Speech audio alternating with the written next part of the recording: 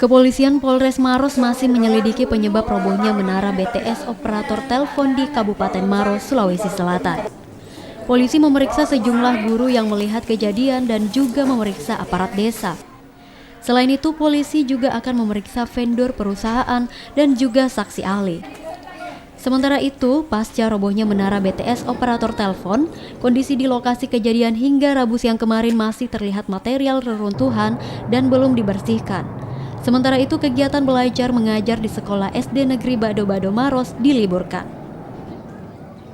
Itu penyidikan yang rubuhnya tower ini kami sudah tangani dari Polres Maros, saya Mandai, sudah memeriksa beberapa saksi yang langsung melihat ada guru, kemudian juga saksi dari pemerintah desa. Sudah berapa orang Pak yang diperiksa Pak? Sudah 6 orang. Sudah 6 orang? Sudah periksa. Terus ke depannya gimana Pak? Untuk ke depannya mungkin kita masih melakukan penyelidikan terkait dengan penyebab rubuhnya ini yang tower ini. Mungkin yang utama mungkin dari saksi ahli bahwa dengan konstruksi seperti ini, kemudian juga dari vendornya